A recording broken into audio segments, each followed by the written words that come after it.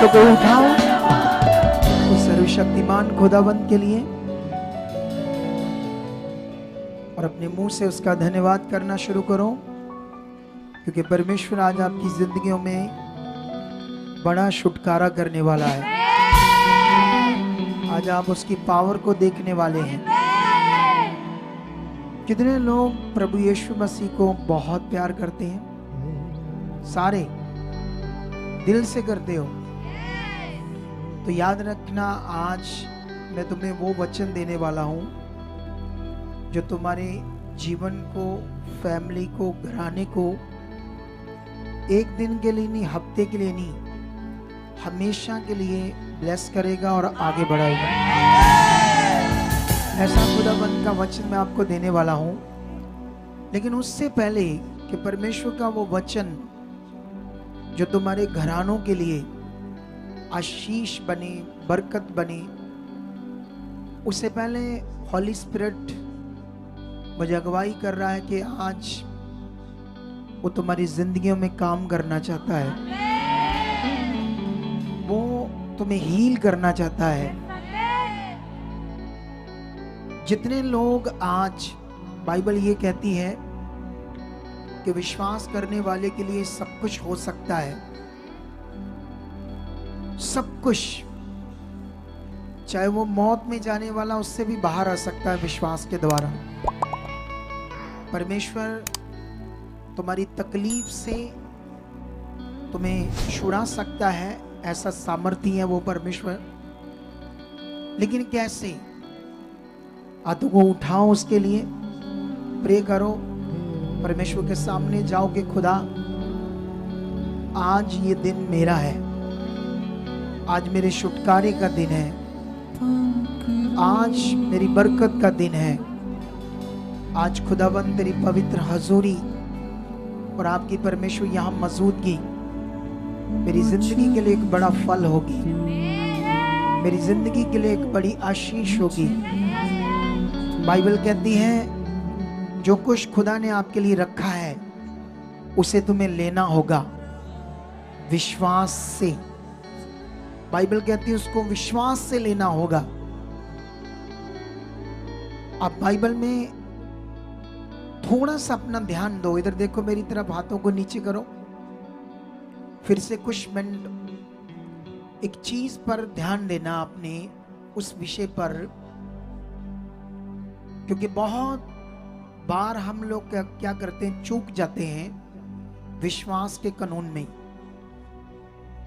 हम जब बाइबल पढ़ते हैं तो वहां पर भी लोग विश्वास में चूकते थे, और हम इतने बड़े पतरस को, जो सब चेलों में मुड था, हमने देखा जब उसका भी विश्वास अल्प विश्वासी हुआ तो वो भी पानी में डूबा।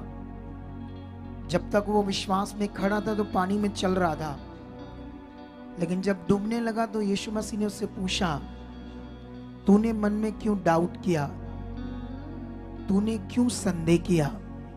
क्योंकि तू तो अच्छा विश्वास से पानी के ऊपर चल रहा था। हम बहुत बार इस नियम में पकड़ नहीं कर पाते। अब सोचो, बाइबल में अगर हम यूहन्ना 10:10 पढ़ते हैं तो वहां पर लिखा है कि यीशु हमारे लिए चोखा जीवन लेकर आए। हालेलुया! कौन सा जीवन लेकर आए? चोखा जीवन।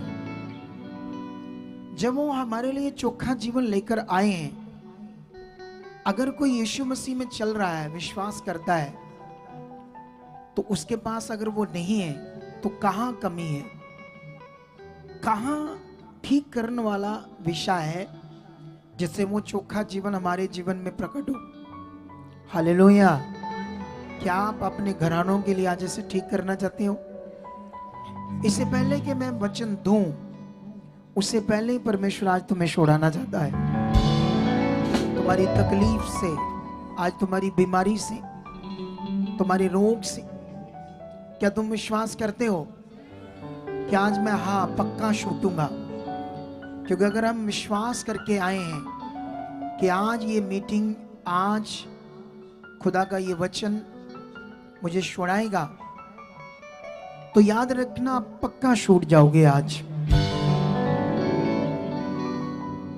थोड़ा सा ध्यान दो, क्या प्रभु यीशु मसीह सिर्फ जो बाइबल के अंदर लोग थे उनके लिए था या पूरे जगत के लिए? हालेलुया, पूरे जगत के लिए ना। इस बात पर ध्यान दो, अगर बाइबल के अंदर जन्म के अंधों की आंखें नहीं बन सकती है, थोड़ा सा ध्यान दो, क्योंकि यहां अगर आपने ध्यान दिया तो अभी यहां काम होने वाला है। आज तुम्हारी कोई भी तकलीफ तुम्हें उठाकर लाए हैं, तुम व्हील चेयर पर आए हो, तुम्हारे शरीर में कोई भयानक रोग है, कैंसर है, गांठें बनी है, तुम्हारे रीढ़ की हड्डी की स्पाइन दब गई है, मनके दब गए, कुछ भी रोग, तुम्हारे कान बंद है, कान के अंदर गांठें, पेट के अंदर गांठें, ब्रेन में गांठें, हड्डियों में रोग आ गया है, पेट के रोग बन गए, कुछ भी अगर तुम यहां कुछ पॉइंट पकड़ो तो तुम अभी अपनी गवाही से आ सकते हो। सुनो, ध्यान दो, सोचो, थोड़ा सा ध्यान दो अपना। क्या प्रभु यीशु मसीह सिर्फ जो बाइबल के अंदर इज़राइल में लोग थे सिर्फ उनके लिए आया था या सारे जगत के लिए आया था? सारे जगत के लिए ना। तो बाइबल के अकॉर्डिंग जब हम बाइबल पढ़ते हैं तो वहां पर जन्म के अंधे, जन्म के लंगड़ों को उसने उनके टांगों को अपने वचन से नया कर दिया, आंखों को नया बना दिया। और उस समय के धर्म गुरु, उस समय के याजक लोग ये नहीं कर सकते थे, तो वो लोग उसका विरोध कर रहे थे, पूछ पड़ताल कर रहे थे। ये नहीं कि विश्वास करने के लिए, ये कि अगर कुछ भी हमें कोई ऐसा पॉइंट मिल जाए जिससे यीशु सच्चा साबित ना हो तो हम इसे पत्थर मारेंगे, इसे कचहरी में ले जाएंगे, इसको नालिश करेंगे, इस पर इसको दंड देंगे। ऐसी चीज वो ढूंढ रहे थे। हालेलुया।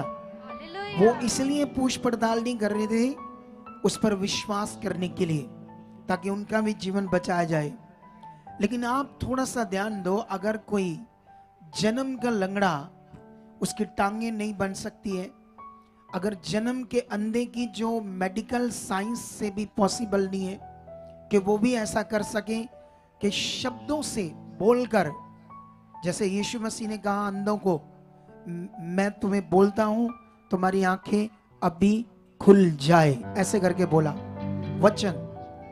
क्या कोई दुनिया की मेडिकल साइंस, कोई दुनिया का कोई विषय ऐसे ऐसे वचन बोल के क्या जन्म के अंधों की आंखों को नया कर सकता है? बताओ, नहीं कर सकता ना। अब यहां पर जो बिलीवर होते हैं, विश्वासी, वो परमेश्वर को उस अनुसार अपने विश्वास में नहीं रखते जैसे वो है, क्योंकि बहुत सारा विषय है आज जो मैं आज कंप्लीट करके जाऊंगा तुम्हारी फेथ के लिए, ताकि तुम सिर्फ अपने हालात के लिए नहीं, तुम लोगों को भी बचाने वाले बन जाओगे। तुम्हारा हालात तो कुछ भी नहीं है, ये हालात हो लो तो कुछ भी नहीं, तुम्हारा रोग कुछ भी नहीं है। तुम दूसरों को हील करने वाले, तुम दूसरों को हालातों से निकालने वाले बन जाओगे उस वचन से जो खुदा आपको मेरे मुंह से देगा। लेकिन उससे पहले उस सर्वशक्तिमान पर ध्यान दो, जो मरे हुओं को, बाइबल कहती 4 दिन के मुर्दे को भी क्या कर देता है? जिंदा कर देता है। सोचो, यहां थोड़ा सा ध्यान दो, आंखें बंद करो, अपने हाथों को उठाओ और प्रभु यीशु मसीह के बारे में सोचो। वो हमारे लिए क्रॉस पर क्यों चढ़ा? सोचो, बाइबल कहती वो हमारे लिए शापित बना, क्योंकि जो कोई व्यवस्था की सब बातों को पूरा नहीं करता वह शाप के अधीन है। बाइबल कहती हम पापी थे इसलिए शापित थे, हम गुनाहगार थे, और जो सजा हमें मिलनी थी वो यीशु ने अपने ऊपर ले ली। हमारे पाप के कारण हमें उसने छुड़ाया, पाप से, बीमारियों से। कितनों को समझ आ रही है? उसने ये काम तुम्हारे लिए पूरा कर दिया है। ऐसा नहीं कोई पेंडिंग काम है, कोई बाकी काम है तो इसलिए पता नहीं मुझे कौन से एफर्ट्स लगाने पड़ेंगे या मुझे कौन से कर्म कांड करने पड़ेंगे ताकि मेरी डिलीवरेंस हो, छुटकारा हो। ऐसा बाइबल नहीं कहता। बाइबल ये कहता है यीशु ने कंप्लीट तुम्हारा उद्धार कर दिया है। अब तुम्हारा जो विश्वास है वो कंप्लीट उस पर बनना चाहिए, एक स्ट्रॉन्ग, कि वो सामर्थ्य है, वो मरो हुओं को जिंदा कर सकता है। तो मेरा ये रीढ़ की हड्डी का रोग क्या है, मेरी आंख में काला चिट्टा मोतिया क्या है, मेरी सर्वाइकल क्या है, मेरी गांठें क्या, मेरा कैंसर क्या है, जो अंग मेरे टेढ़े मेढ़े सीधे नहीं है, ये क्या है। हालेलुया। कितनों को बात समझ आ रही है आज? अगर तुम थोड़ा सा ध्यान दो, अपने फेथ को उस पर लेकर आओ, तो जैसे मेरे मुंह से वो बोलेगा उसका पवित्र आत्मा, इधर तुम सोए जाएगा और दौड़कर गवाही से आगे आओ। क्या तुम अपनी दौड़कर गवाही देना चाहते हो? क्या ये फेथ तुम्हारे अंदर है? तो रेडी हो जाओ फिर। सबको जय मसीह की। Praise the Lord and shalom. बैठ जाओ अपने स्थानों पर और आत्मा में परमेश्वर के साथ खड़े रहो ध्यान पूर्वक। कितना प्यार सुनो, तुम लोग ऐसा मत करो, मैं वचन की प्रेयर कर रहा हूं और तुम गवाही दे रहे हो व्हाट योर माइंड। अब क्या कर रहे हो? बैठा दो अभी उसको। तुम्हें सेंस नहीं है? जब गवाही देनी तभी दो बस। सुनो तो देखो, ध्यान दो आप लोग सारे। जो लोग प्रभु यीशु मसीह से प्यार करते हैं, बाइबल कहती है उनके लिए सब बातें मिलकर भलाई को क्या करती है? उत्पन्न करती है। अगर आपके अंदर वो प्रेम की कमी है तो प्रार्थना करो, प्रभु वो मेरे अंदर तेरे लिए प्रेम आए, वो मन मेरे अंदर आए, मैं तेरे साथ जीना चाहता हूं, तेरे साथ चलना चाहता हूं।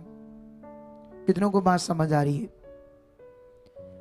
हमने ये मीटिंग, ये रिवाइवल मीटिंग हमारी मिनिस्ट्री ने पहली बार की है इस एरिया में।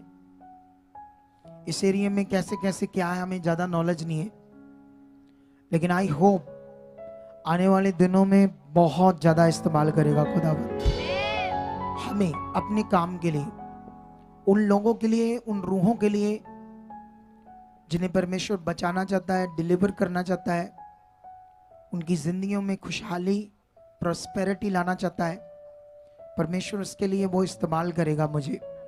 लेकिन याद रखना, जब मैं प्रार्थना कर रहा था तो परमेश्वर आपको छू रहा था, तो हमने बहुत सारी गवाहियों को सुन लिया, बहुत सारी गवाहियां बन गई। अगर तुम अपना ध्यान दो तो तुम्हारी सबकी ब्लेसिंग होगी, सबकी। ऐसा नहीं वो लोग गवाहियां दे रहे थे, मैं खड़ा था, मुझे शायद प्रभु ने छुआ नहीं, या मैं भी चाहता था ये मेरा हो जाए, लेकिन मेरा शायद ये काम नहीं हुआ। बिल्कुल भी ऐसा नहीं, क्योंकि परमेश्वर का जो वचन है वो इस तरफ नहीं लिखा गया। परमेश्वर का जो काम है वो इस तरफ नहीं है जैसे हम समझ या सोच रहे हैं। उसका काम करने का तरीका बड़ा फाइन है, बड़ा महान है, बड़ा सामर्थ्य है, लेकिन वो लॉ में काम करता है। परमेश्वर लॉ में, अपने कानून में, स्पिरिचुअल कानून में। इस प्रीच में माइक सेट कर दो। क्या हो क्या रहा है आज आपके सिस्टम को? क्योंकि अब मैं प्रीच कर रहा हूं, मेरे लिए सबसे इंपॉर्टेंट चीज है ये वचन देना, पवित्र प्रार्थना करना, लोगों को हील करना। उससे भी बड़ा विषय है मेरा लोगों को पवित्र कलाम देना। क्योंकि आप याद रख लेना, आप बाइबल में बड़े बड़े भविष्यवक्ता को देखते, आज भी बहुत सारे सेवक हैं, हीलिंग करते हैं, लेकिन एक बात याद रख लेना आप लोग, हम बड़ी बड़ी मीटिंग्स में जाते हैं, हीलिंग मिल भी जाती है, लेकिन याद रखना, क्या वो हीलिंग बनी रहती है? क्या आप हमेशा की तरह ब्लेस रहते हो या नहीं रहते हो? ये बड़ा विषय है। इस विषय को हम परमानेंट उसका हल ले सकते हैं, वो है परमेश्वर का वचन। हालेलुया। परमेश्वर के वचन से। तो इसीलिए आप लोगों को आज परमेश्वर के वचन को अपनी नाड़ियों में लेना, नाड़ियों में इतना खाना है, आज अंदर तक लेना है। कितनों को बात समझ आ रही है? और मेरा विश्वास है कि ये वचन आप लोगों की जिंदगी को 100% बदल देगा आज। हालेलुया। हालेलुया। एक चीज याद रखो आप लोग सारे, फिर से इस बात को अपने मन में सोचो या समझो। प्रभु यीशु हमारे लिए इस दुनिया में आए, हमारे लिए बाइबल में लिखा जो कोई क्रॉस पर चढ़ाया जाता है वह शापित है। और बाइबल कहती है कि यीशु हमारे लिए शापित बना, हमारे लिए, ताकि हमें शाप से छुड़ाई। क्या जो यीशु मसीह ने किया, वो क्रॉस पर चढ़ा, उसका शरीर तोड़ा गया, पूरी तरह से कील ठोके गए, कोड़ों से तोड़ा गया। यीशु मसीह ने ये जो कार्य किया हमारे लिए, क्या वो अधूरा है या कंप्लीट है? हालेलुया। कितनों को बात समझ आ रही है? ये जो काम यीशु मसीह ने किया है, ये अधूरा है या कंप्लीट है? ये पूरी तरह से कंप्लीट है, 100% कंप्लीट है। लेकिन अब हमें समझना होगा कि अगर ये कंप्लीट है, उसका किया हुआ काम पूरा है, क्योंकि यीशु मसीह की कुर्बानी के द्वारा बाइबल कहती है उसने सारे संसार को उद्धार दिया, छुटकारा दिया, डिलीवरेंस दिया, और ये हो चुका है। कितनों को बात समझ आ रही है? जब हो चुका है तो मैं अपनी 7.5 साल लगभग हो गए मुझे सेवकाई करते, और प्रभु ने मुझे बहुत स्पीड से यूज किया है। हमारी अमृतसर में बहुत बड़ी चर्च है, लगभग 10 एकड़ जमीन में, वो भी हाईवे रोड पर। इतनी जल्दी पूरे इंडिया में परमेश्वर लोगों को लेकर आ रहा है हमारे पास, पूरे इंडिया से, मैं पंजाब की बात नहीं कर रहा हूं। इतनी हीलिंग्स, आज आप बड़ी हीलिंग्स देख रहे थे। एक बंदे को आप देख रहे थे जिसकी 30 साल से आंख के अंदर दर्द था, इधर ही से पास ही कोई एरिया था उसका। लेकिन याद रखना, वो यीशु को नहीं जानता था, ना ही वो कभी चर्च गया था। अच्छा हुआ वो हमारे पास आया, क्योंकि अगर हमारे पास ना आता ना, तो मैं 100% तुम्हें कहता हूं वो यीशु मसीह में आज ना होता। सच्ची, आज वो यीशु में ना होता, आज शायद लगभग मौत के किनारे होता। क्योंकि जब वो आया था तो उसको आगे लाओ, मैं तुम्हें समझाता हूं। इन्होंने उसकी वो चीज नहीं बताई। उस बंदे को आगे लाओ थोड़ा सा।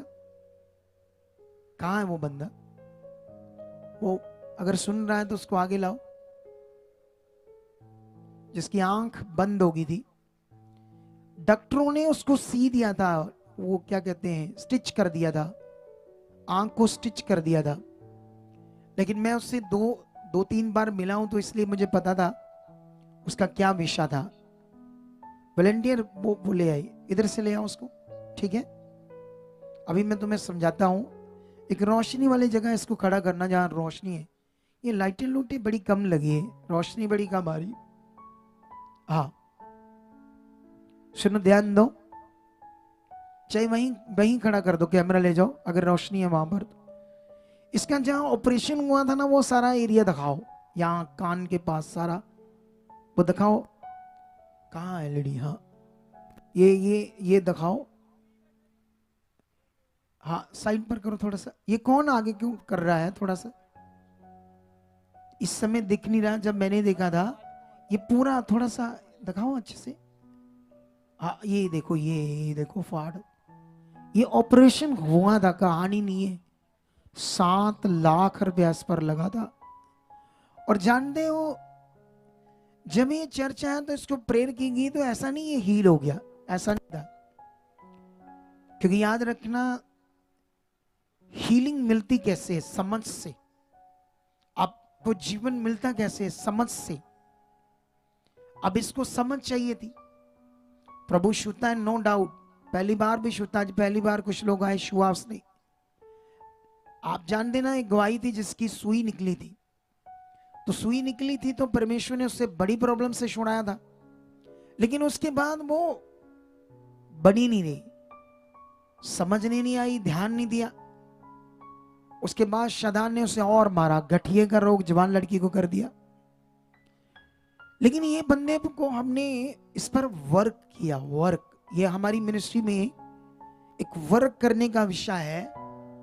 जो हमारी मिनिस्ट्री में आते हैं उनको पता है वर्क किसको कहते हैं, हम कैसे ये वर्क होता है। ये बाइबल का ही विषय है, बाइबल के अंदर से हमने सीखा है कैसे लोगों पर वर्क करना है।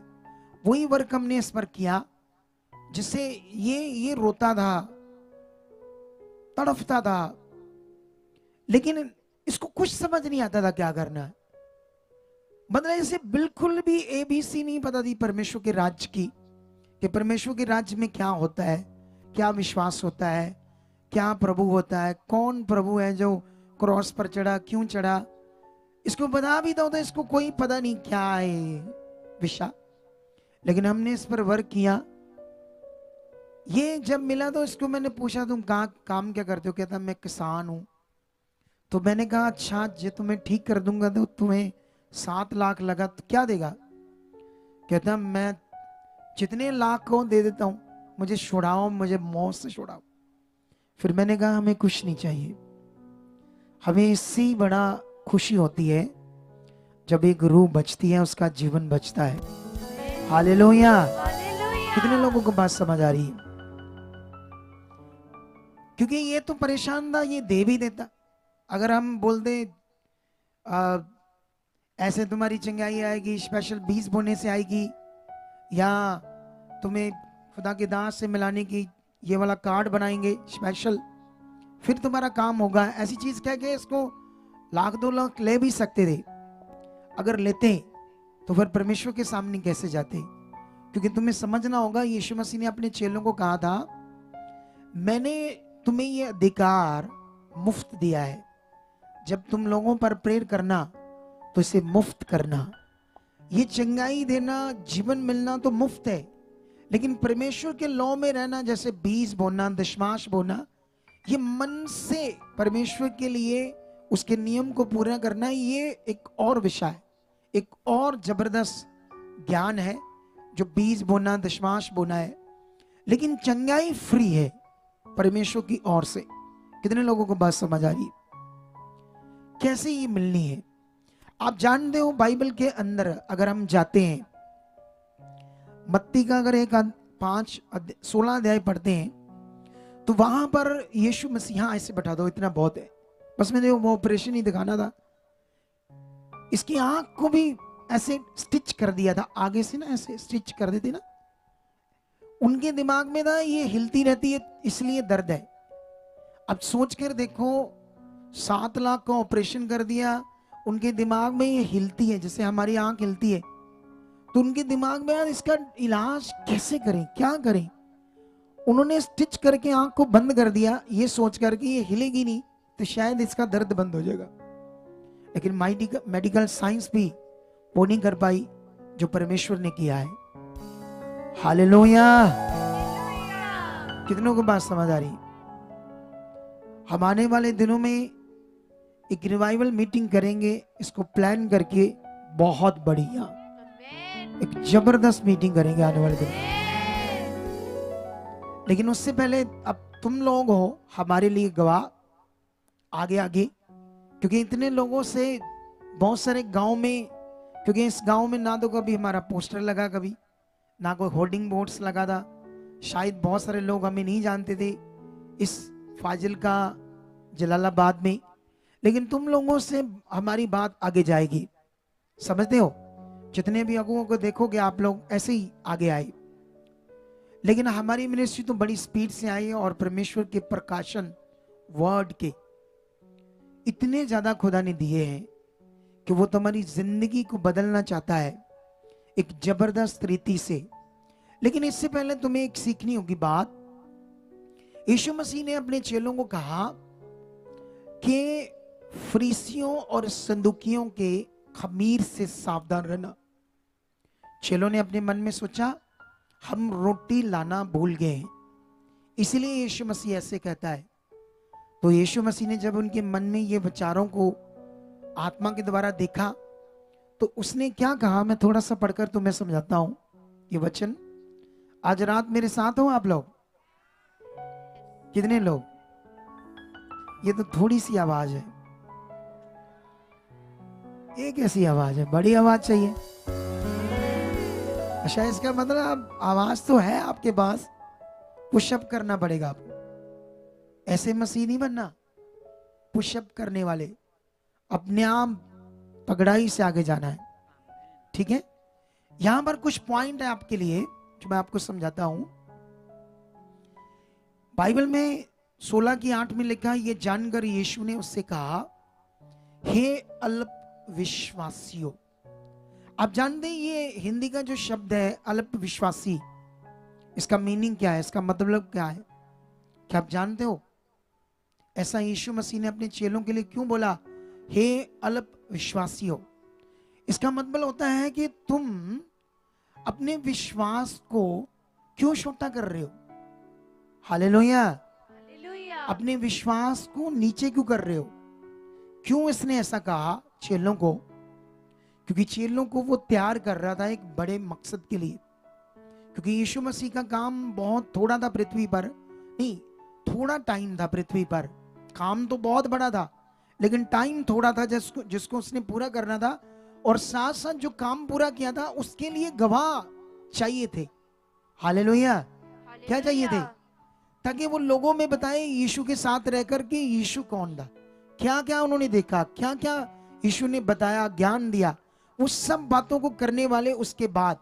क्योंकि यीशु कौन है? वो तो परमेश्वर है, पुत्र के रूप में पृथ्वी पर आता है, अपने काम को पूरा करता है, फिर वो जाता है और अपना काम अपने बच्चों को देता है। तुम्हें भी देता है, मुझे भी इसने दिया है। लेकिन जब मैं बहुत सारे मसीह लोगों को मिलता हूं या बॉर्न क्रिश्चियंस को मिलता हूं, वो इतने हालातों में होते हैं, मैं सोचता हूं ऐसा क्यों? फिर मुझे याद आता, हाँ, प्रभु ने कहा मेरी प्रजा मेरे ज्ञान बिना क्या हो रही है, नाश हो रही। आप जानते हो ये वचन संसार के लिए नहीं लिखा, दो जगह पर लिखा है ये वचन, एक भजन संहिता में, एक होशे की बुक में। और बाइबल ये कहती है जो होशे की बुक में लिखा है वो जो परमेश्वर पर विश्वास करते हैं उनके लिए लिखा था। जो भजन संहिता में लिखा वो संसार के लोगों के लिए लिखा है, जो अभी परमेश्वर को नहीं जानते। कितनों को बात समझ आ रही है? फिर मुझे याद आता है कि ये लोग परमेश्वर के राज्य को, उसके ज्ञान को नहीं जानते, इसीलिए इस मुश्किल, परेशानी, दुख, हालातों में, जबकि इनके लिए सारा कुछ प्रभु ने क्या किया है, पूरा किया है। लेकिन यहां पर क्या पॉइंट है आपके लिए? यहां पर यीशु मसीह ऐसे क्यों बात करते हैं उनसे, हे अल्प विश्वासियों, मैंने सिखा दिया तुम्हें। आगे लिखा, तुम आपस में क्यों विचार करते हो कि हमारे पास रोटी नहीं। अब देखो यीशु क्या कह रहे हैं, क्या अब तक तुम नहीं समझे? क्या तुम्हें उन 5,000 की 5 रोटियां स्मरण नहीं? और ना ये कि तुमने कितनी टोकरियां उठाई थी? और उसके बाद यीशु और उन्हें समझाता है, और ना उन 4,000 की 7 रोटियां, और ये तुमने कितने टोकरे उठाए थे? अभी ध्यान दो यहां पर। अब यीशु मसीह से क्यों बात कर रहे हैं चेलों से? जब वो यीशु मसीह ने उन्हें कहा तुम फरीसियों और सदूकियों से क्या रहना, सावधान रहना। सदूकी कौन है, फरीसी कौन है, इसकी स्टडी तो बड़ी है, इसके लिए मुझे एक घंटा चाहिए तुम्हें समझाने के लिए, लेकिन ये तो नहीं मैं तुम्हें समझा पाऊंगा। लेकिन ये याद रखना, उस समय इजराइल पर ये लोग शासन करते थे। ये दो तरह के ग्रुप थे, एक फरीसी और एक सदूकी। सदूकी लोग जो थे वो लोग ना तो स्वर्गदूत होते हैं ऐसी चीज पर कुछ विश्वास करते थे, इंसान मरता है और एक दिन उसका पुनर्स्थान होगा, दोबारा परमेश्वर के सामने वो जिंदा होगा और उसका न्याय होगा, इस चीज में सदूकी लोग विश्वास नहीं करते थे। लेकिन फरीसी ये विश्वास करते थे। ऐसे ग्रुप थे, इनका मूसा का जो लॉ थे उनको बड़ा ये मानने लगे, मूसा के लॉ को अकॉर्डिंग फरीसी लोग बड़ा बिलीव करते थे, सदूकी भी करने लगे। उनके दिमाग में था हाँ, इंसान कर्म करके अपनी जिंदगी को सही रख सकता है, क्योंकि वो पुरानी व्यवस्था कर्मों के आधार पर थी। बहुत सारा फिजिकल रीति रिवाज थे उसमें जिनको हम समझ सकते हैं मूसा का लॉ। बाइबल में ये लिखा है कोई भी पुरानी व्यवस्था के ऊपर विश्वास करके धर्मी नहीं ठहरेगा। सोचो, वही व्यवस्था परमेश्वर ने दी और नए नियम में परमेश्वर कहता है कोई प्राणी परमेश्वर के सामने अपने कर्मों से ना धर्मी ठहरेगा, ना व्यवस्था पर विश्वास करके ना धर्मी ठहरेगा, ऐसा करके बाइबल में लिखा है।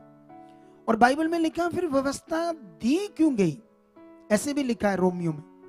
व्यवस्था क्यों दी परमेश्वर ने? बाइबल में लिखा है इसलिए दी अपराधों के कारण, पाप के कारण। सुनो, व्यवस्था पाप का सलूशन नहीं था। एक टाइम में सिर्फ ये कह लो जुगाड़ था, जुगाड़। आप समझते हैं जुगाड़ कि नहीं समझते? जैसे आपका कोई, आपके घर में कोई इलेक्ट्रॉनिक चीज है, आपके घर में कोई टीवी है, कोई इलेक्ट्रॉनिक चीज है, कोई बाइक है, उसमें कुछ हो गया, टूट गया, आप कभी कभी तीला कोई ऐसी चीज, तार, ऐसे जुगाड़ लगाते हैं ना, प्लग उतार दे, ये करते, जुगाड़ लगाते हैं ना हम लोग। लेकिन वो जुगाड़ क्या उसका सही हल है? बोलो, नहीं हल है। कितनों को बात समझ आ रही? वैसे मैं जानता हूं ये बातें बहुत बड़ी है, लेकिन मैं कोशिश करूंगा कुछ तुम्हारे अंदर डालना, क्योंकि इसके लिए आपको काफी बार कुछ समझना पड़ेगा। लेकिन मेरा विश्वास है आज भी परमेश्वर तुम्हें छुएगा इस वचन के द्वारा। हालेलुया। कितनों को बात समझ आ रही है? लेकिन यहां पर यीशु मसीह जब चेलों से बात कर रहे थे, तो एक यीशु मसीह शिक्षा की बात कर रहे थे, ज्ञान की। ये जो उसने कहा ना, फरीसियों के, सदूकियों से, खमीर से सावधान रहना, एक्चुअली यीशु मसीह उनकी शिक्षा की बात कर रहे थे। आप जानते हो फरीसियों और सदूकियों के लिए यीशु मसीह ने कैसे शब्द यूज किए?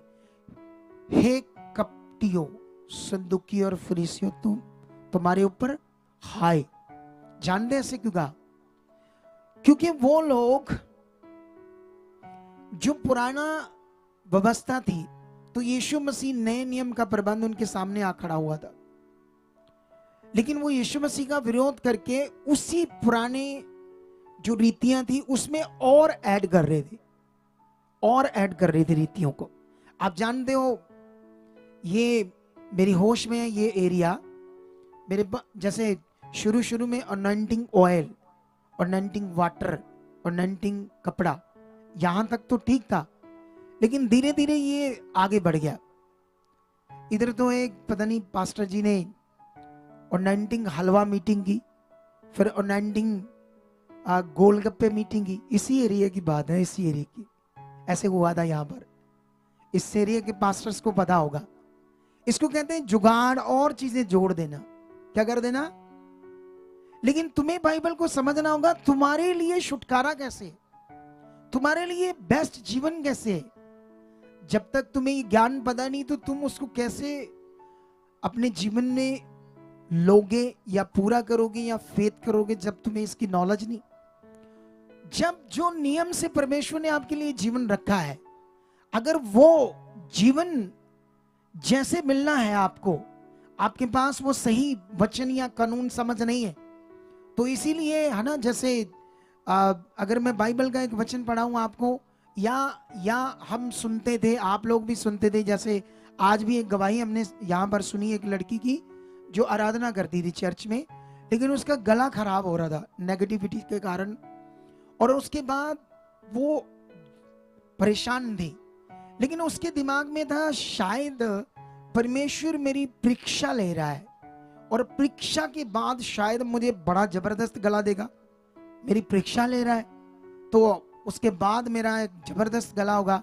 ऐसा करके वो परेशान थी, क्योंकि उसको सही से नहीं पता था कि परमेश्वर का अब राज क्या है। कितनों को बात समझ आ रही? क्या तुम आज इस ज्ञान को सही से अपने जीवन में रखना चाहते हो? आप जानते हो, तुम्हारे कानों में जो पड़ रहा है वो तुम्हारे लिए विश्वास है। जो तुम्हारे कानों से तुम्हारे मन के अंदर जा रहा है वो तुम्हारा क्या है?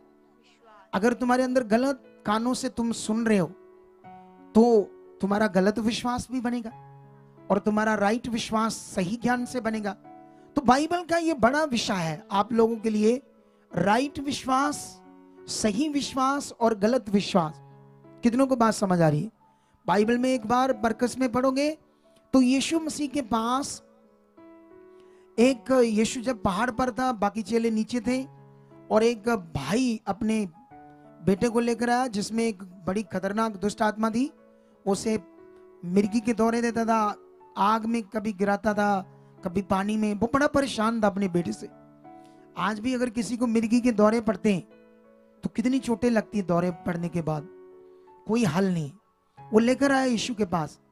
वो यहूदी था लेकिन अज्ञान था, विश्वास की समझ नहीं रखता था। यहूदी बिलीवर होकर विश्वास की समझ नहीं रखता था। इसीलिए उसके पास ना खुद के पास अच्छा जीवन था, ना उसके बेटे के पास था। वो व्यवस्था की रीति रिवाजों में तो लगा हुआ था। लेकिन बाइबल को चेक करना आप, पुराना नियम सारा 5000 साल का रिकॉर्ड और नया नियम 50 साल का रिकॉर्ड, कितना फर्क है? 4500 साल का फर्क है। पुराना नियम 5000 साल का रिकॉर्ड है और नया नियम सिर्फ 50 साल का रिकॉर्ड है हमारे लिए। जो खुदा ने हमारे लिए उस समय के वाक्या को रखा, सिचुएशन क्या क्या हुआ, वो सारी बातें, वर्ड, ज्ञान, बातें, हीलिंग, सब कुछ जो भी बीता परमेश्वर के लोगों के साथ हमारे विश्वास के लिए, हमारी समझ के लिए। लेकिन जब तुम पुराना नियम पढ़ोगे तो पुराने नियम में कहीं भी आपको हीलिंग के ऊपर कोई प्रचार नहीं था। पुराने नियम सोच कर देखो, पढ़ा है ना आपने? नहीं, इतना कहां पढ़ा होगा आपने अभी। पुराने नियम में हीलिंग का प्रचार आपको नहीं मिलेगा। कुछ हीलिंग हुई, लेकिन हीलिंग का प्रचार आपको नए नियम में मिलेगा। ठीक है, लेकिन मैं वापस आता हूं। वो यहूदी था और जब चेले उससे हील नहीं कर पाए उससे बेटे को, तो झगड़ा हो गया वहां। क्योंकि अक्सर झगड़ा होता रहता था। जैसे आज भी कोई यीशु में आता है तो उसको कोई हालात आता, कोई प्रॉब्लम आती, ल ये यीशु में जाता था, इसको ये हुआ वो हुआ, ये ल। उनको मतलब लोग ताने मारते प्रभु के लोगों मार सकते हैं वो शरीर में। लेकिन हम लोग तो ऊंचे किए जा सकते हैं अगर हमारे पास सही ज्ञान है। लोगों के मुंह बंद हो सकते हैं। लोगों के सामने परमेश्वर ने कहा था, यदि तू मेरी सब आज्ञाओं को चौकसी से सुनकर चित्त लगाकर पूरा करे तो मैं पृथ्वी की सारी जातियों से तुम्हें क्या कर दूंगा? श्रेष्ठ, ऊंचा कर दूंगा। क्या उसका यह वचन बदल सकता है? कभी भी नहीं। यहां एक समझ का विषय है। लेकिन उसके बाद यीशु नीचे आता है और देखता है और कहता है, तुम क्यों झगड़ा कर रहे हो मेरे चेलों के साथ? तो बाइबल कहती है वो भीड़ में से आदमी आगे आया और कहता है ये बात। यीशु से बातें करता है और जब वहां पढ़ोगे ना तो वो यीशु से बड़ी ऊट पटांग बातें करता है यहूदी होकर। उसके अंदर कोई भी चिंगाई पाने का या अच्छी समझ नहीं थी। यीशु मसीह उसे समझाते हैं, वहां पढ़ोगे तो मरकस 9 अध्याय को 14 से पढ़ते जाओ तुम्हें समझ आ जाएगा। सुनो, लेकिन उसके बाद होता क्या वहां पर यीशु बाइबल में लिखा, जब उसे समझाते हैं कि कैसे तेरा काम होना है, कुछ पॉइंट समझाते हैं और बाइबल में लिखा वो गिड़गिड़ाकर यीशु के पांव में गिरता है और कहता है, हे प्रभु मेरे अविश्वास का उपाय कर। अविश्वास समझते हैं ना? माड़ा विश्वास, गलत विश्वास, जो बिल्कुल मेरा अविश्वास है, मुझे फेथ करना नहीं आता है। तो यीशु मसीह वहां पर इतना तो नहीं लिखा हमारे लिए, लेकिन पक्का जब उसने कहा तो उसे टीच किया होगा 10-15 मिनट, उसे समझाए होंगे पॉइंट। और उसके बाद जैसे उसको समझ आई फिर उसके बच्चे को हीलिंग मिलती है। तारीफ ऊंची करो खुदावंद की, आमीन बोलो। सुनो ध्यान से। लेकिन हम वापस आते हैं उसी बात पर। यहां पर यीशु मसीह क्या बात कर रहे हैं चेलों से? एक तो शिक्षा की बात की, लेकिन वो मन में कुछ और विचार करके कहते रोटी नहीं लाए, इसीलिए यीशु कहता है उनके खमीर से सावधान रहना। तो यीशु मसीह कहते हैं, हे अल्पविश्वासियों, क्या तुम भूल गए हो जब 5000 को 5 रोटियों से, 5000 बाइबल में लिखा, वो 5000 स्त्रियों और बच्चों को छोड़कर दे। अगर 2000 बिना स्त्री के थे, 3000 बंदे थे, उनकी स्त्रियां भी थी, 1 2 3 बच्चे भी थे, तो मिला जुला कर वो 15-20 हजार की भीड़ थी। सोचो। लेकिन 5 रोटियां थी और 2 टुकड़े सिर्फ सब्जी के। कितनों को बात समझ आ रही है? लेकिन यीशु मसीह ने उन्हें याद कराया, क्या तुम भूल गए हो तुम्हारे सामने क्या हुआ था? सोचो यीशु मसीह क्या कर रहे हैं। आज मैं आते ही तुम्हें समझा रहा था ये बात। आज क्रिश्चियनिटी के अंदर असल प्रबंध आना जरूरी है, क्योंकि कैसे तुम्हें सब बातें याद रहेगी। चेले भी क्यों गड़बड़ कर रहे थे, अभी तैयार भी हो रहे थे, गड़बड़ भी कर रहे थे, लेकिन 3.5 सालों बाद ऐसा क्या हुआ कि यीशु चला गया उन्हें छोड़कर, और वो जबरदस्त उन्होंने सब कुछ कर दिया पूरा। सोचो ऐसा क्या हो गया। अरे यीशु मसीह लास्ट मोमेंट तक उनके साथ था। जब क्रॉस पर उसको चढ़ाने से ये कह लो 2, 4, 5 दिन पहले, 3.5 सालों में। लेकिन उसके बाद क्या ऐसा होता है, क्योंकि बीच में तो थोड़ा सा यीशु मसीह उनसे रहता है। जिंदा होने के बाद 40 दिन तक, 40 दिन में ऐसा क्या सिखा दिया यीशु मसीह ने जो 3.5 सालों में नहीं सिखा पाया यीशु? कितनों को बात समझ आ रही है? लेकिन यीशु मसीह उन्हें समझा रहा है। यहां आपके लिए एक पॉइंट है।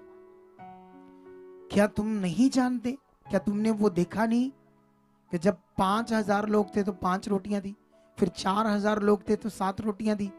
क्या तुम भूल गए हो वो बात? क्या तुम भूल गए वो सामर्थ? कितनों को बात समझ आ रही है? क्या तुम्हारा वो प्रभु जो मुर्दों में जिंदा हुआ, क्या तुमसे दूर है? क्या उसने ये कहा कि जो कुछ तुम मेरे नाम से मेरे पिता से मांगोगे वो तुम्हें देगा? क्या ये व्यर्थ वचन था, या ये पूरा पूरा पावरफुल वचन था कि जो यीशु से हम बोलेंगे मांगेंगे वो पूरा होगा?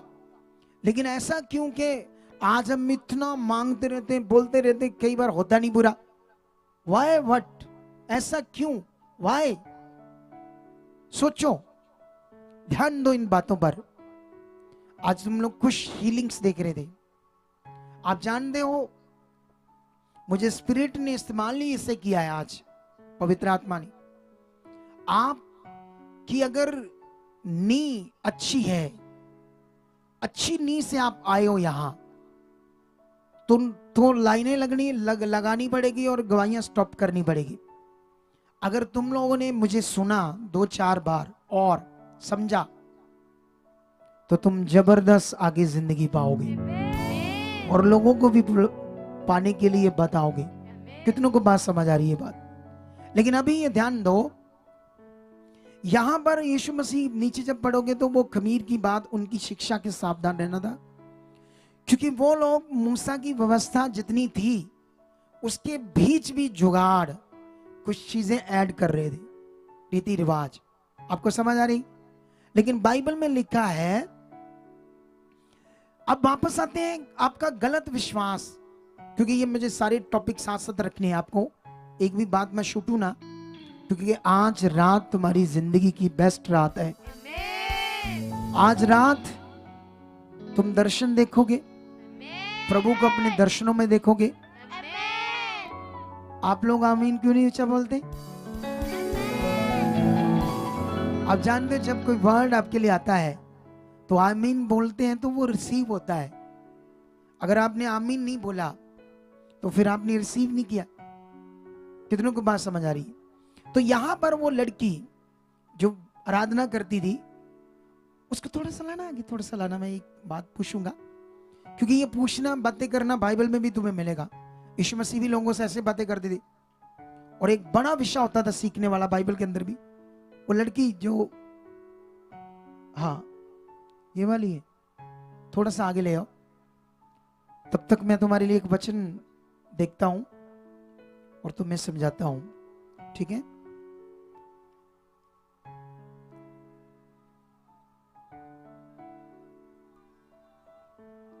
हाँ,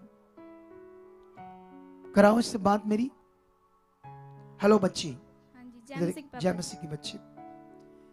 तू जब तेरे क्या हो रहा था गले को? मेरी आवाज चली गई सी, बिल्कुल बंद हो गई थी। हाँ जी, तू बोलती नहीं थी? मैं कोशिश करती सी बोलन दी, पर कोई भी मेरी आवाज सुनाई नहीं दिंदी सी, बाहर? निकलदी सी नहीं आवाज। कितने टाइम तक ऐसा रहा? 2 हफ्ते। फिर तू हमारे पास आई थी? नहीं। ऑनलाइन देखा था? नहीं। हाँ। गुड न्यूज़ गई सी, सद्दा पत्र देन गया सी ना घर। हाँ। ਤਾਂ ਉਹਨਾਂ ਨੇ ਕੁਝ ਵਰਡਿੰਗ ਮੈਨੂੰ ਦੱਸੀ ਔਰ ਮੈਂ पॉजिटिव चीज। अच्छा, देखो मैं नहीं, हमारी टीम ही गई सिर्फ गुड न्यूज देने, और जो हमारी टीचिंग, जो बाइबल की टीचिंग मेरी नहीं, हमारी कह दिया मैंने, सॉरी, जो खुदा का कलाम है, राइट, जो उसने हमें अपने आत्मा से समझाया कि राइट क्या होता है, वही समझाया। देखो आवाज वापस आ गई उसकी। लेकिन तुम क्या समझ रही थी? मेरी प्रभु परीक्षा ले रहा है, यस। ऐसे। लेकिन ये वचन तुम्हें पढ़ाता हूं मैं, क्या लिखा? याकूब का 1:12 में लिखा, धन्य है वह मनुष्य जो परीक्षा में स्थिर रहता है, क्योंकि वह खरा निकलकर जीवन का वह मुक्त पाएगा, जिसकी प्रतिज्ञा प्रभु ने अपने प्रेम करने वालों से की है। यहां पर लिखा है जो परीक्षा में स्थिर रहता है वो क्या पाएगा? जीवन का वह मुक्त पाएगा, जिसकी प्रभु ने प्रतिज्ञा की है। आगे आगे 13 में क्या लिखा है? जब किसी की परीक्षा हो तो वह ये ना कहे कि मेरी परीक्षा परमेश्वर की ओर से होती है, क्योंकि ना तो बुरी बातों से परमेश्वर की परीक्षा हो सकती है और ना वह किसी की परीक्षा आप करता है, परंतु प्रत्येक व्यक्ति अपनी ही अभिलाषों में खिंचकर और फंसकर परीक्षा में पड़ता है। सुनो ध्यान से, इधर देखो ध्यान से ये बात को। परीक्षा किसको कहते हैं तुम्हें ये भी समझना बड़ा जरूरी है, और हालात किसको कहते हैं ये भी तुम्हें समझना बड़ा जरूरी है। एक परीक्षा होती है जिसको हम बोलते हैं टेस्ट या परख। बाइबल के अंदर लिखा है परमेश्वर के सामने हमारे विश्वास की परख है, परमेश्वर के सामने हमारे मन की परख है, हमारे रिश्ते की परख है। आपको समझ आ रही कि नहीं आ रही? इसको कहते हैं परख। परीक्षा क्या होती है? जैसे पुराना नियम पढ़ते हैं तो हम बाइबल में पढ़ते हैं, पुराने नियम में अय्यूब की परीक्षा हुई, अब्राहम की हुई, उन्हीं बातों से, ठीक है। लेकिन यहां पर तो लिखा परमेश्वर अब किसी की परीक्षा नहीं लेता। कितनों को बात समझ आ रही है? हालेलुया। परमेश्वर किसी की परीक्षा नहीं लेता, और ना वो बुरी बातों से उसकी परीक्षा हो सकती, ना वो आप लेता है। अगर हम ये विश्वास करते हैं कि प्रभु मेरी परीक्षा ले रहा है, तो इसका मतलब आप गलत विश्वास कर रहे हो। कौन सा विश्वास कर रहे हो? क्या आपने सुना? क्योंकि जो आप कान से सुन रहे वही आपका विश्वास बनेगा। अगर आपका गलत विश्वास बन गया तो आपके साथ सारी चीजें गलत होंगी। आप जानते हो कभी कभी हम लोगों की गलत बातें सुनते हैं, उससे नेगेटिव होते हैं या नहीं होते नेगेटिव? क्योंकि जो हम सुनेंगे वही हमारा मन होगा, वही हमारा फेथ होगा। इसीलिए तुम्हें क्या सुनना है? सही वाला। बाइबल का वचन भी क्या सुनना है? सही वाला। ये बात सीखो आप लोग। बैठ जाओ, बच्चे इतना बड़ा है आपके लिए, सुनो तो ध्यान दो आप लोग। आप मुझे ये बताओ, प्रभु यीशु मसीह को क्या आप कैसे समझते हो? वो क्या है? ये बड़ा आपके लिए जरूरी है, क्योंकि जैसे बाइबल तो कहती है उसने हमारी मौत को अपने ऊपर लिया। जो सजा हमारे पाप के कारण, या हमारे पाप के कारण हमने जो पिस पिस कर मरना था पृथ्वी पर, आज भी दुनिया में जाओ, लोगों के पास कोई सोल्यूशन नहीं। उनके घर में क्लेश है, हालात है, बीमारियां हैं, सालों से दवाइयां चल रही। वो बंदा जो 7 लाख लगा दिया, ये फाड़ दिया डॉक्टरों ने, आंख को स्टिच कर दिया, जो करना था उसने दुनिया में, उसको जहां जहां समझ थी कि कहां कहां मैं जा सकता हूं, कहां कहां धार्मिक तक कर सकता हूं, उसने अपने हिसाब से सारा कर लिया। 30 सालों में बंदा सोचो अब कहां और जाएगा। एक रास्ता बचा था उसके लिए, परमेश्वर का रास्ता, ठीक है। दुनिया में ऐसी है जो परमेश्वर को नहीं जान, हालातों में, पीड़ा में, कोई सोल्यूशन नहीं। लेकिन याद रखना, प्रभु यीशु मसीह क्या 2 तरह का हो सकता है। एक तरफ तुम्हारे लिए वो क्रॉस पर चढ़ता है, तुम्हारी मौत को अपने ऊपर लेता है। बाइबल में लिखा कि वो उसने तुमसे प्रेम किया। क्या किया? प्रेम। अगर उसने तुमसे प्रेम किया, क्योंकि हम उसके थे, लेकिन बाइबल कहती है हम व्यवस्था और पाप के कारण उससे मिलाप नहीं कर रहे थे और कर भी नहीं सकते थे, क्योंकि हम पाप के वश में थे, दुष्ट की गुलामी में थे। लेकिन तुम्हें छुड़ाना था उससे, इसीलिए उसने अपनी कुर्बानी दी, उसने तुम्हें छुड़ाने के लिए अपना जीवन दिया। इतनी मार, इतना दुख सहा, क्या वो ये कहता है कि मैंने तुम्हारे लिए इतना दुख सहा है, अब मुझे थोड़ा सा दुख देने दो, फिर मैनू भी मजा आऊगा, मेरे जख्मां ने थोड़ी ठंड पऊगी? क्या ऐसा है वो? सोचो थोड़ा सा। इसीलिए सही विश्वास, सही टीचिंग का पकड़ना हमारे लिए क्या है? वो पुराना नियम है। तुम मुझे ये बताओ, तुम्हारा देखो, मैं तुम्हें व्यवस्था की बात कर रहा हूं, व्यवस्था पर कितनी बातें बढ़ाऊं, क्योंकि ये टीचिंग क्लास नहीं है, ये एक मीटिंग है, इसमें लिमिटेड बातें कर सकते हैं। अगर मैं टीचिंग क्लास लेता तो तुम्हें इतनी चीजें समझाता, तुम्हें समझ आती। सुनो ध्यान से अभी। अब मुझे ये बताओ, हमें अकॉर्डिंग टू बाइबल, जो हमारे लिए बाइबल में एक जगह पर लिखा ना, विश्वास सुनने से और मसीह का वचन सुनने से आता है। ये रोमियो 10:17 में ऐसे लिखा है। इंग्लिश में गॉड लिखा है, लेकिन हिंदी को मैं 100 के 100 मार्क दे सकता हूं। बढ़िया जबरदस्त बात है ये कि हिंदी की बाइबल में ये लिखा है कि मसीह का वचन। तुम जानते हो, एक जगह पर प्रेरित पॉल एक जबरदस्त बात करता है, तुम्हें पढ़ाता हूं मैं वो, ताकि तुम्हें आज समझ आए तुम्हारा असल में विश्वास क्या है।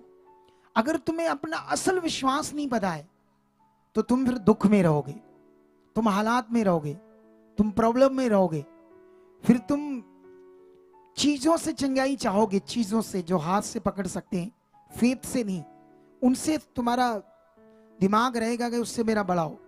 लेकिन यहां से देखते हैं 1 कुरिन्थियों 2:2 क्या कहता है प्रेरित पौल, क्योंकि मैंने ये ठान लिया था कि तुम्हारे बीच यीशु मसीह वरन क्रूस पर चढ़ाए हुए मसीह को छोड़ और किसी बात को ना जानो। हालेलुया। तुम जानते हो, पतरस की बुक में एक जगह पर लिखा है कि उन भविष्यवक्ताओं ने बहुत खोजबीन की कि वो मसीह का आत्मा जो इस दुनिया पर अनुग्रह करने वाला था, मसीह आने वाला था, वो कब और कौन से समय का संकेत दे रहा था। उन्होंने बड़ी खोजबीन प्रेयर की ताकि हमें समझ आए। बाइबल में लिखा, सुनो ध्यान से, क्योंकि पूरा पुराना नियम उद्धार नहीं था, सिर्फ एक जुगाड़ था व्यवस्था। पुराना नियम बलियां देना, वेदी के सामने जाना, धूप लेकर जाना, बहुत सारी चीजें थी। आप जानते हो इतनी स्ट्रिक्ट थी वो व्यवस्था। वो क्यों थी? जैसे अभी इधर दुनिया में जो क्राइम है, गवर्नमेंट के पास कोई सॉल्यूशन नहीं कि क्राइम कैसे बंद होगा, तो उसके लिए उन्होंने क्या कर दिया, अगर कोई मर्डर करेगा तो उसको फांसी देना है। ये एक व्यवस्था, ये समझ लो एक उसके लिए, उस बात के लिए एक स्ट्रॉन्ग सजा, ताकि बंदा डरे। लेकिन ये तो हो ही रहा है, चाहे है भी तो, फांसी भी है, जेल भी है, कुछ भी है। क्या अपराध पाप दुनिया में बंद हो रहा है? क्योंकि ये सजा भी उसको वो सॉल्यूशन नहीं है, वो बंद नहीं होगा काम। क्या नहीं होगा? इसीलिए बाइबल ये कहती है कि जो पुराना नियम था वो भी एक स्ट्रिक्ट जो लॉ थे, वो डराना था उनको, ताकि वो डरे, लेकिन वो सॉल्यूशन नहीं था। बाइबल में लिखा, दांत के बदले दांत, आंख के बदले आंख। किसी ने किसी की आंख फोड़ दी तो उसकी भी आंख निकालनी पड़ेगी। किसी का दांत तोड़ दिया तो किसी के पशु ने ये कर दिया, उसके पशु को मारना पड़ेगा। ऐसी ऐसी व्यवस्था की बातें जब तुम पढ़ोगे। आप जानते हो बाइबल में जब यीशु मसीह के पास एक कोढ़ी आता है, तो जब वो कोढ़ी आता है तो वो यीशु मसीह को आकर कहता है ऐसे करके, हे प्रभु यदि तू चाहे तो मुझे शुद्ध कर सकता है। जानते कौन है वो कोढ़ी? यहूदी। जानते हैं उसके दिमाग में क्या थी? व्यवस्था, जो कोढ़ के बारे में पुराने नियम में लिखा था। इसीलिए उसके दिमाग में यह विषय था कि प्रभु इतने लोगों को चंगा कर रहा है, लेकिन उसके दिमाग में जो व्यवस्था थी उसके कारण उसके दिमाग में था ये अच्छी चीज पता नहीं मेरे लिए है या नहीं है, मैं यहूदी हूं, मेरे लिए हो सकता है नहीं हो सकता, इसीलिए ऐसे कहा। लेकिन बाइबल में यीशु मसीह ने तरस खाकर क्योंकि वो अभी भी व्यवस्था में फंसे थे लोग। इसीलिए कितनों को समझ आ रही? नए नियम का प्रबंध उनके सामने आकर खड़ा हो चुका था। कितनों को बात समझ आ रही है? नए नियम का प्रबंध यीशु इज़राइल में यहूदियों के सामने खड़ा था। आज भी क्रिश्चियनिटी में प्रभु के लोग व्यवस्था में है। उन्हें नई व्यवस्था आत्मा का प्रबंध कोई समझ नहीं। आत्मा का पता है, किसी के पास आत्मा है ना, पवित्र आत्मा, तो वो फिर कह रहा आत्मा मुझे छू, मेरे पास आ, ऐसे कहते हैं, क्योंकि समझ नहीं क्या करना आत्मा के साथ। अगर आत्मा मेरे अंदर आ गया तो उसके बाद करना क्या है। इसीलिए वो यीशु ने उसे कहा तरस खाकर। तरस इसलिए क्योंकि ये व्यवस्था में पूरी तरह आगे पीछे, तो नए नियम का प्रबंध में आ भी गया, फिर भी मेरा विरोध कर रहे, फिर भी मेरी सुन नहीं रहे। इसलिए यीशु मसीह को उस पर तरस आया। उसने कहा मैं चाहता हूं तू शुद्ध हो जा, और बाइबल कहती है वो शुद्ध हो गया। हालेलुया। कितनों को बात समझ आ रही है? लेकिन अभी ये बात बस हम शॉर्ट में जल्दी अपने मैसेज को कंप्लीट करेंगे। जैसे दुनिया में सॉल्यूशन नहीं है, सरकारों के पास सॉल्यूशन नहीं है क्राइम का, चाहे सजा भी है। इसीलिए पुराने नियम में सॉल्यूशन नहीं था पाप का, कि कैसे जो पाप है उससे उन्हें पूरी तरह से बाहर निकालना, ताकि उनकी जिंदगी से पाप खत्म हो जाए। सुनो इधर ध्यान दो, वो सॉल्यूशन था यीशु। कितनों को बात समझ आ रही है? हालेलुया। हमारी हर प्रॉब्लम की जड़ पाप था इस दुनिया में। आपको बीमारियां पाप से आई, ये घर में क्लेश झगड़े ये पाप से हैं। वही लोग, वही घर के मेंबर क्यों झगड़ा कर रहे हैं? दुनिया को नहीं पता, उन्हें समझ नहीं है कि हम क्यों झगड़ा करते हैं, क्यों हम लड़ते हैं, क्यों ये करते हैं गलत चीजें, क्योंकि वो पापी हैं, उनके अंदर पाप है, और पाप के बारे में उनके पास कोई ज्ञान नहीं है। पाप का सॉल्यूशन क्या है दुनिया को पता नहीं है, वो यीशु था। कितनों को बात समझ आ रही है? सुनो, जो कोई अपनी मम्मी डैडी से जन्मा है वह पापी है, चाहे कोई भी क्यों ना, जिसको भी आप चेक कर लो पूरी दुनिया में, जो भी अपने मम्मी के गर्भ के अंडों से और अपने बाप के स्पर्म से पैदा हुआ है वो पापी है, वो मनुष्य है, वो भगवान नहीं है। सुनो, वो परमेश्वर नहीं है, वो इंसान है। सुनो तो देखो ध्यान से। लेकिन पूरी दुनिया में एक यीशु है जो कुंवारी के पेट में हुआ। यहां मेडिकल साइंस भी फेल हो जाती है। मेडिकल चमत्कार पर विश्वास नहीं करती। मेडिकल साइंस, सॉरी, जो साइंस है ना वो चमत्कार पर विश्वास नहीं करती। लेकिन याद रखना, वो इंसान है, वो इंसान है, लेकिन यहां परमेश्वर है। परमेश्वर साइंस क्या, मेडिकल साइंस क्या, सबको फेल कर सकता है, और उसने फेल करके दिखाया। वो जन्म यीशु मसीह का अलौकिक जन्म, अद्भुत जन्म, यूनिक जन्म, जो सारे जगत के लिए हुआ। यीशु पूरी दुनिया में इकलौता परमेश्वर का पुत्र कहा गया है। वैसे तो वो खुद परमेश्वर है, लेकिन उसका सेकंड कैरेक्टर पुत्र का था। लेकिन बाइबल ये कहती है पूरी दुनिया में वो इकलौता है। आज मैं उसके नाम से प्रेयर कर रहा हूं और लोग हील हो रहे। अभी ये लोग मुझे ज्यादा नहीं जानते, मैं इस एरिया में नया हूं। जब मुझे ज्यादा जानेंगे, ज्यादा लोग हील होंगे। कितनों को बात समझ आ रही है? अब समझते कि नहीं समझते आप लोग? हालेलुया। लेकिन ये बात सीखो अभी कि वो यीशु है सॉल्यूशन, वो नया नियम का प्रबंध। लेकिन 3.5 साल तक यीशु के चेलों के पास पवित्र आत्मा नहीं था।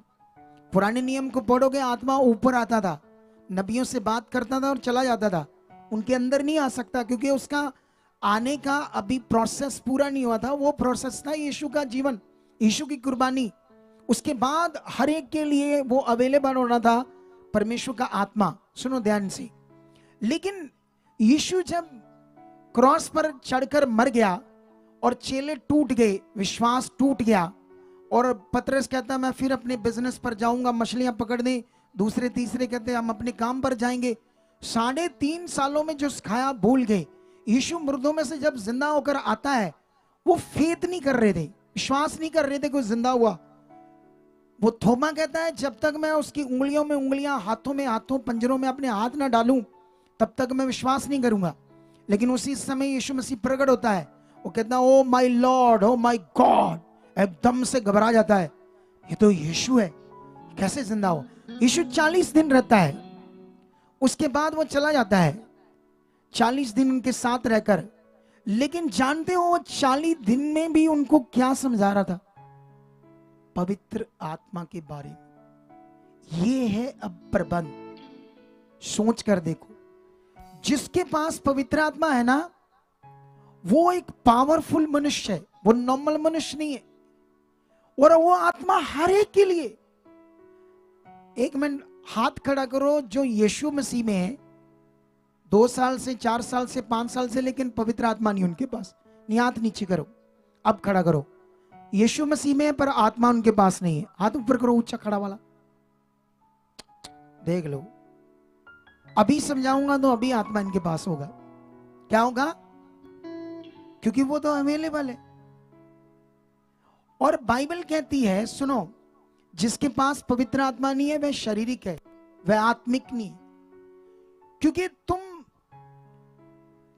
आप जानते हो जो तुम सुन रहे हो, राइट, इससे तुम्हारा विश्वास बनना है। और जानते हो जो तुम्हारा विश्वास है सही, जो बनेगा, वो जो तुम्हारा मन है, उस मन में ये सही ज्ञान, सही विश्वास से तुम परमेश्वर के साथ बनते हो, चलते हो। ये है आपका विश्वास। कितनों को बात समझ आ रही? आप मन का जो विश्वास है, राइट, आपके मन के अंदर, उससे आप परमेश्वर के साथ बनते हो, चलते हो। अगर आपको इन बातों की समझ नहीं, कैसे उसके साथ बनोगे? तुम ऊपर ऊपर से बनोगे, ऊपर ऊपर की सोच में बनोगे। इसीलिए कुछ लोग कहते हैं मेरी प्रेयर में मन नहीं लगता, मेरे साथ ये नहीं होता, मैं परेशान रहता हूं, आ चीज, ये चीज, वो चीज, क्योंकि सही से समझ नहीं क्या करना है। आपको मेरी बात समझ आ रही है? यीशु मसीह जब उनके साथ 40 दिन रहता है, 40 दिन में वो उन्हें पवित्र आत्मा के बारे में गाइड कर रहा था। आप प्रेरितों की बुक पहला अध्याय पढ़ोगे 1 से, वहां पर यीशु उनके साथ अभी जिंदा पृथ्वी पर खड़ा है और उनसे बातें कर रहा है। बाइबल में ऐसे लिखा, अगर मैं थोड़ा सा पढ़ाऊं तुम्हारे लिए, ज्यादा नहीं, थोड़ा सा, जल्दी, हमारे पास टाइम भी नहीं है इतना। कुछ लोग प्यार तो करते हैं यीशु मसीह से, लेकिन टाइम भी प्यारा है उन्हें, ठीक है। 1 का 2 में लिखा, उस दिन जब तक उन प्रेरितों को जिन्हें उसने चुना था, यीशु ने, पवित्र आत्मा के द्वारा आज्ञा देकर ऊपर ना उठाया गया, उसने दुख उठाने के बाद बहुत से पक्के प्रमाणों से अपने आप को उन्हें जीवित दिखाया और 40 दिन तक वह उन्हें दिखाई देता रहा और परमेश्वर के राज्य की बातें करता रहा।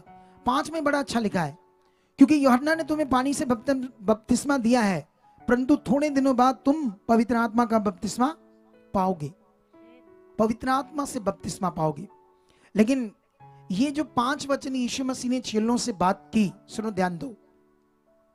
यहां पर यीशु मसीह उन्हें आत्मा के बारे में समझा रहा है। पवित्र आत्मा क्या है, पवित्र आत्मा का काम क्या है तुम्हारे जीवन में। लेकिन जब वो पवित्र आत्मा की बात कर रहा है यीशु, चेले दूसरा टॉपिक शुरू कर देते हैं। कौन सा? 6 में सुनो, उन्होंने इकट्ठे होकर यीशु से पूछा, हे प्रभु, क्या तू इसी समय इज़राइल को राज्य फेर देगा? यीशु ने चेलों से कहा, उन समयों या कालों को जानना जिनको पिता ने अपने वश में रखा है तुम्हारा काम नहीं। सुनो ध्यान से, यीशु मसीह ने, उन्होंने बात की कि तुम इसी समय में इज़राइल को राज्य फेर देगा, लेकिन ये टीचिंग बड़ी है, राज्य फेर देना, क्योंकि ये वो राज्य की बात नहीं कर रहे थे, ये एक राजा की बात कर रहे थे कि इज़राइल में हमारा अब राजा होगा, हमारा राज्य होगा। जैसे पंजाब में क्या है, आम आदमी पार्टी का राज्य है ना अभी, आप समझ रहे कि नहीं? ये वो वाली बात कर रहे थे, लेकिन ये स्वर्ग राज्य वाली बात नहीं कर रहे थे, स्पिरिचुअल। इसीलिए यीशु मसीह ने उन्हें समझाया कि तुम्हारा काम नहीं। लेकिन यहां पर यीशु मसीह वापस उन्हें ट्रैक पर वापस लाता है 8 में, परंतु पवित्र आत्मा जब तुम पर आएगा तुम सामर्थ पाओगे। सुनो, यीशु मसीह वापस उसे ट्रैक पर लाता, कहता जब पवित्र आत्मा तुम पर आएगा तब तुम सामर्थ पाओगे। ये पाओगा शब्द जो है हिंदी और पंजाबी में ऐसे लिखा पाओगे, अगर इसको यूनानी में पढ़ोगे तो ये लंबानो लिखा है। लंबानो का अर्थ होता है प्रकट करोगे। यीशु ने कहा जब पवित्र आत्मा तुम्हारे अंदर आ जाएगा ना तो तुम उस आत्मा को, सामर्थ को प्रकट करना। कितनों को बात समझ आ रही? ऑलरेडी आत्मा आया तो उसमें सारा कुछ आया, सामर्थ भी आ गई, वरदान भी आ गए, दान भी आ गए, सारा कुछ आ गया। अब प्रकट करना हमारा काम है। प्रकट करने के लिए क्या करना है ये समझना पड़ेगा। यीशु मसीह ने यहां उन्हें समझाया। कितनों को बात समझ आ रही? पवित्र आत्मा के बारे में सोचो। थोड़े दिनों बाद बाइबल में उन्होंने पवित्र आत्मा का दान पा लिया। उन्होंने तो इजराइल को हिला कर रख दिया आत्मा पाने के बाद।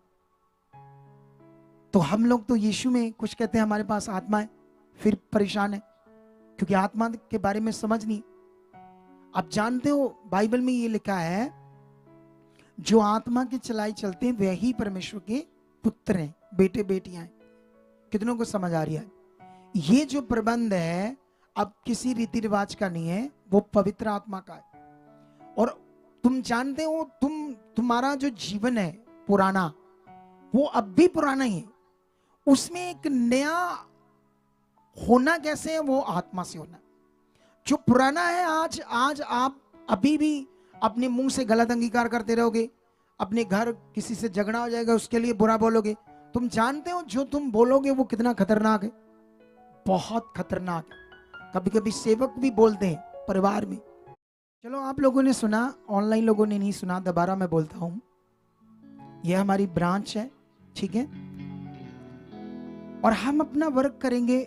हमारी चर्च में बहुत कम लोग क्रिश्चियंस हैं, नए लोग हैं, और मेरी चाहत भी है नए लोगों को बचाने की। कल से यहां पर शाम को 2 घंटे प्रेयर स्टार्ट हो जाएगी।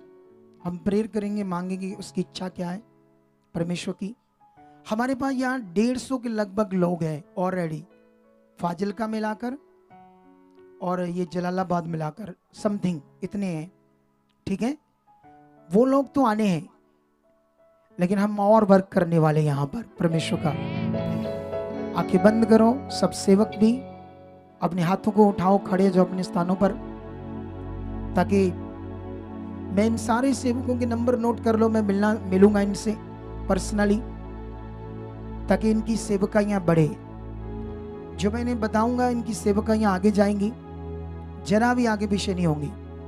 और मैं कहानी नहीं बोल रहा, अगर मैं 7.5 सालों में खुदा मुझे 10 एकड़ जमीन से ब्लेस करके इतनी बड़ी चर्च जिसमें हजारों की तादाद में, बहुत बड़ा कलीसिया पूरी दुनिया में, और हमारी ब्रांच एक यूके में भी खुल चुकी है, इंग्लैंड में। इतनी स्पीड में हुआ कि हमने इंग्लैंड में भी एक ब्रांच खोल दी है। शायद मैं अगले मंथ में उसकी ओपनिंग करने जाऊंगा। मेरा वीजा आ चुका है, पहले मैं 2 बार होकर आ गया हूं।